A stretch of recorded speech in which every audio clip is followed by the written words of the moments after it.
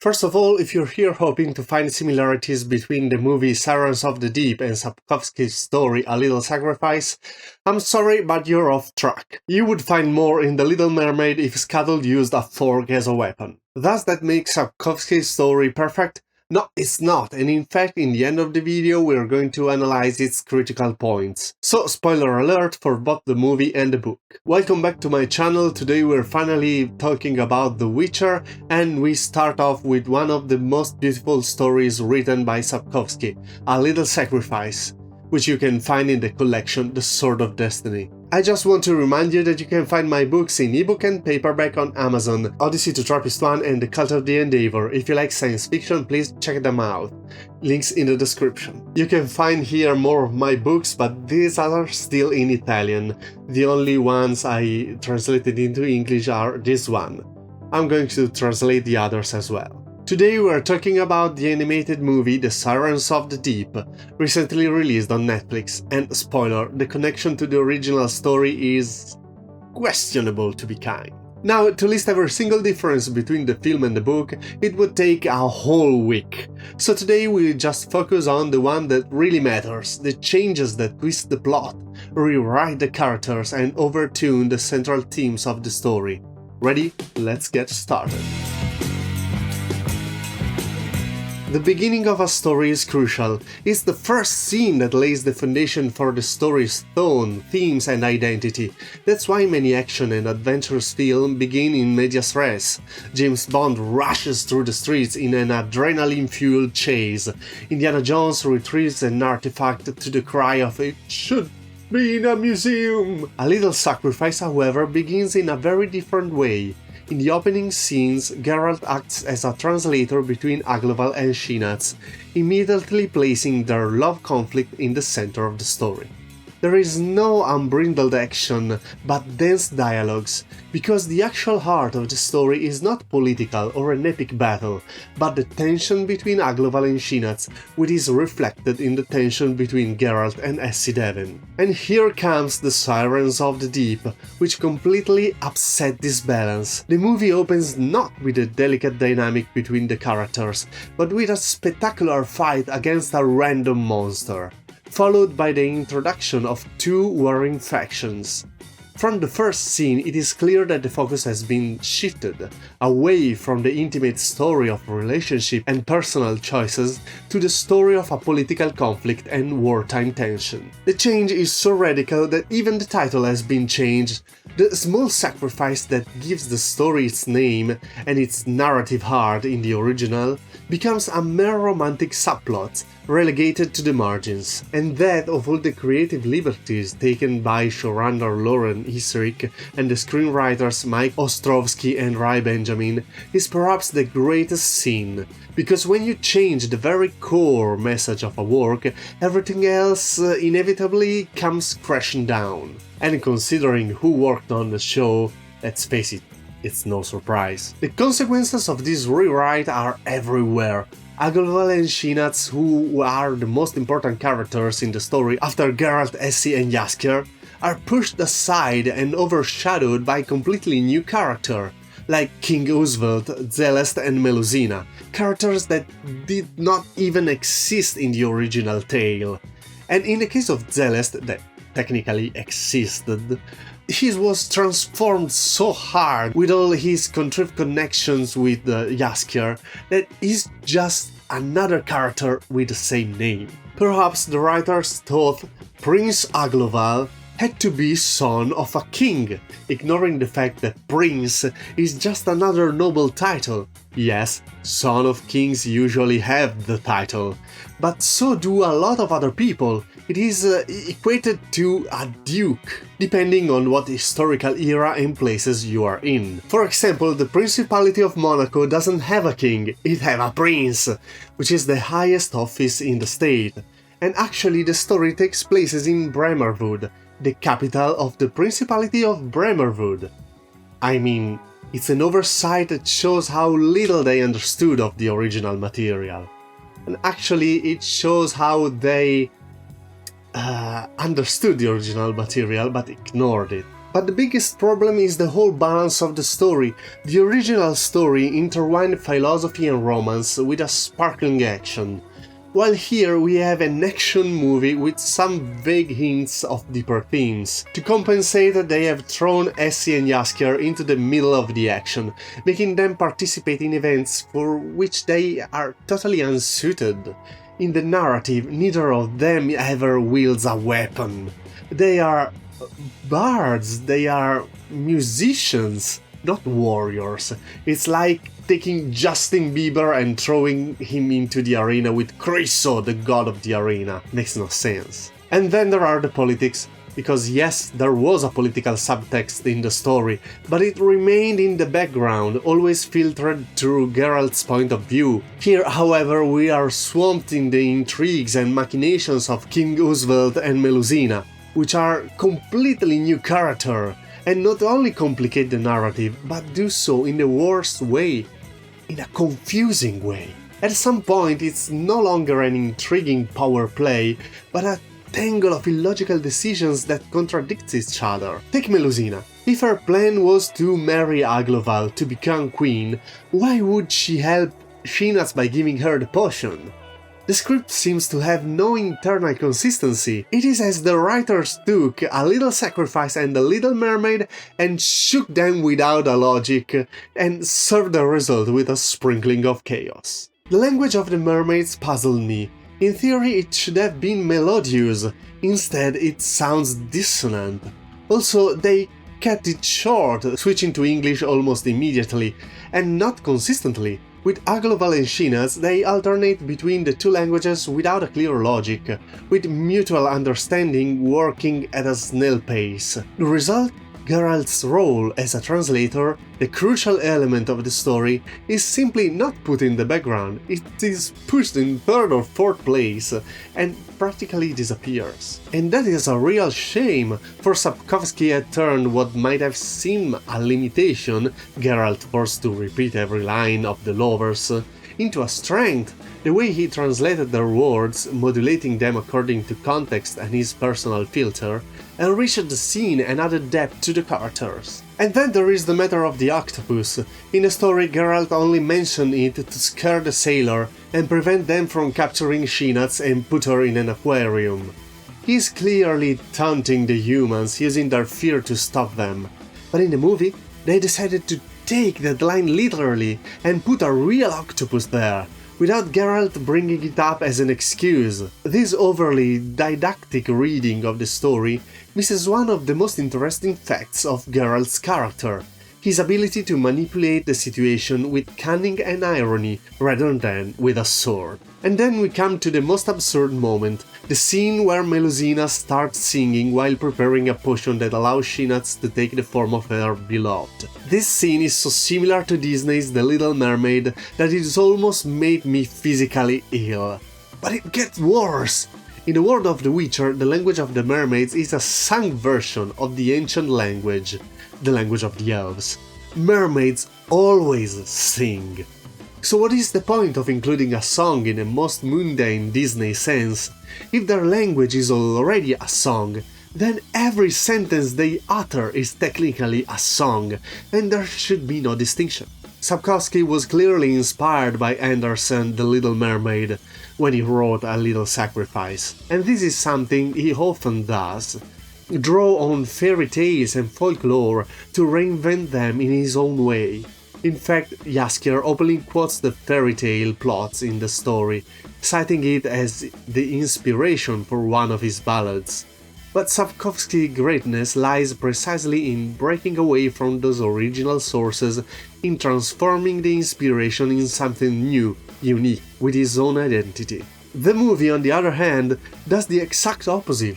Not only does it bring the story closer to The Little Mermaid, but it does so in a crazy way. The introduction of Melusina as a character, who sings as she prepared the ritual to transform the young mermaid, just as Ursula does in the Disney version, is already a warning sign. But she goes even further. In the end, she even tries to marry the prince instead of the protagonist, and once unmasked, turns into a giant octopus for the final confrontation. I almost expected the prince to defeat her by ramming the ship into her. This is indecent, come on. One of the most entertaining dynamics of the story was the rivalry between Essi and Jaskier. When Jaskier sees Essi performing one of his ballads, he certainly does not indulge in a spontaneous and harmonious duet. On the contrary, he mumbles and insults her, and rages about her performance. The first exchange is sharp, biting, and almost poisonous. Only later it is revealed that it is all a rhetorical game between them, a dissing ante litteram, a challenge of wits masquerade as rivalry. And just when the reader has convinced himself that they are bitter enemies, here comes the revelation: the two are actually good friends. In the movie, all this is watered down and flattered. The edgy humor of the first act of the story is completely lost, also due to the elimination of Geralt's role as a translator. And the result? Less multifaceted characters, less brilliant dynamics, and a story that loses one of its funniest nuances. And yes, there is a sense in the movie that Essi and Jaskier have a connection, but this is something secondary and unimpressive. Once again, the real problem is the shift in focus. Instead of focusing on the Geralt-Essi-Jaskier trio, the movie sacrifices everything to prioritize the conflict between humans and mermaids. This is a great shame, as it takes out one of the story's most successful dynamics. But in the end, at one point in the movie, Essi tells Geralt that she sometimes wonders what life she could have been away from Bremerwood and what the world could offer her. When in reality she should have been a wandering bard like Jaskier. So there you go, they twisted her characters too, so what are we talking about? In Sapkowski's story, Jaskier is often the comic sidekick, the jester who lightens the tone with his unstoppable wit. His past, a mystery that is rarely explored. But in A Small Sacrifice, Sapkowski gives us a deeper look into his philosophy of life and his approach to art. Why does Jaskier write his ballads the way he does? Why does he sweeten Geralt's exploits with a generous dose of fantasy? The answer is simple and revealing. He is not interested in telling the truth. He is interested in making people feel emotions. His stories must not be faithful chronicles, they must touch the heart of the listener. And it's this characterization that makes him such a fascinating character and different from many others. Much more interesting than the usual story of the childhood bully that the screenwriter decided to give him in this movie. Here we have something intimate, something deeply correlated to the very nature of the character. Jaskier is not only a frivolous buffoon, he is fully aware of what he is doing. His view of the world, seemingly light and romantic, is actually a defense mechanism, a way of making the world a more magical, vibrant and exciting place. Leaving aside the disaster they made with the politics and the military subplots, let's talk about what really matters. How did they end the love story between Shinats and Agloval? Simple, they turn it upside down. The beating heart of Sapkowski's story is that love requires a small sacrifice on both sides, a compromise, a gesture of surrender to meet each other halfway. And in this story that means literally changing into the other's form. The mermaid must sacrifice her fins to get legs, or the man must give up his leg to get fin and tail. But in the book, it was Shinats who chose the transformation. Not only because the ritual that would give Agloval a tail would not give him gills, making their life together impossible anyway, but because in the end the humans sacrificed nothing. And therein lies the point. Whether Sapkowski did this intentionally or not, the result is a social critique. Man, the symbol of humanity itself, remained nailed to his selfishness, unable to do his part, always waiting for someone else, the woman, the other, the non-human, to give up a part of themselves for the common good. Agloval does not change, gives nothing, goes unpunished. And this is perfectly in line with the nihilism that ran through all the entire Geralt saga, in which there is a recurring theme of who are the real monsters. Monsters or humans? In the movie, however, they decided to change the ending, and this is no surprise. I predicted this a year and a half ago when I complained about how the song A Little Sacrifice, sung by Freya Allan in the ending of one of the episodes of The Witcher Season 3, told the story by changing the ending. But the point is that this change reversed the meaning of the story. The narrative shift from a merciless critique of humanity to a more optimistic, almost a naive reading. Man is willing to change, to take the first step, to accept sacrifice for love. It is an ending that has a feeling of a Disney fairy tale, of hope, of a belief in goodness and inclusion.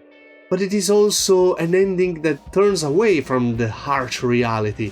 Because when I look around me, this humanity that is so easily changed, so willing to sacrifice for the common good for the others, I don't see it. It's a nice happy ending, sure, but all the social criticism is lost. And finally, they cut the epilogue. And here I'm sorry to say, but by the way they had set up the story, they had no choice. The movie has too good an ending to have such an epilogue. It also lacks a real narrator. Sapkowski always writes with a well-defined omniscient narrator, so he can afford to jump forward in time a few years and tell you the fate of Essi with the precision of a sinking blade. In the movie, however, there was no way to do justice to that moment. But this epilogue in just a few lines, it hits you like a punch in the gut. A Little Sacrifice is one of those rare short stories that brought real tears to my eyes. And I'm not going to tell you how it ends because you have to get there by reading it, otherwise the impact would not be the same. Not having constructed the story to include that epilogue is the second cardinal sin to me, right after twisting the main theme of the story. I can accept everything else, these two things, no. By this, do I mean that Sapkowski's story is perfect? No. It has several problems, including Sapkowski's prose itself, which is always a bit muddled at times, just face it. I don't know if this is due to the English translation, I certainly won't learn Polish to find out, but here it is, Sapkowski doesn't shine stylistically. His merits lies more in the overall composition of the story, in themes and in world building. Geralt as a protagonist proves to be a bit difficult to identify with, especially in this story, because he turns out to be morbidly attached to the toxic relationship with Yennefer, just because of the romantic theme of small sacrifice. I mean, he's obviously incapable of processing his emotions, expressing them. There are sequences where Essi asks him questions and he doesn't answer. She insists and he still doesn't answer because he's too incapable of processing his own emotions. And in short, it's a little frustrating. Essi, on the other hand, is completely at the mercy of her own hormones, as if she were a horny teenager. She should be a beautiful, experienced, charismatic, charming woman, a very successful wandering bard who has seen the world, and she throws herself into Geralt's arm as if it was her first crush, with that heartbreaking love typical of adolescence, as if she had no self-esteem. The ending of the relationship between Shinaz and Agloval also feels very rushed. You don't hear anything about them from the middle of the story onward, and then BAM! Just when Agloval is threatening Geralt and co. by throwing them into jail, and to throw away the key, and to start a war with the City of the Deep for the pearls, the mermaid showed up again, transformed, and everything is resolved in a hurry. In short, even the story could have been handled better, and I would have appreciated if they had worked with that intention. But to mess up a story like that with no respect for the original material, and then to advertise the movie with a name of a famous brand, no way, that's just bullshit. In essence, the team behind Sirens of the Deep repeated the same mistakes as the TV series, adding unnecessary political subplot, stuffing the story with superfluous characters, and fragmenting the narrative into too many points of view. The result? A movie that has very little to do with the source material, and in trying to be something bigger, ends up completely losing its identity. If you want to support the channel, you can buy my books on Amazon in ebook and paperback. You find the link in the description. And as always, I wish you a good reading and a good writing. Bye!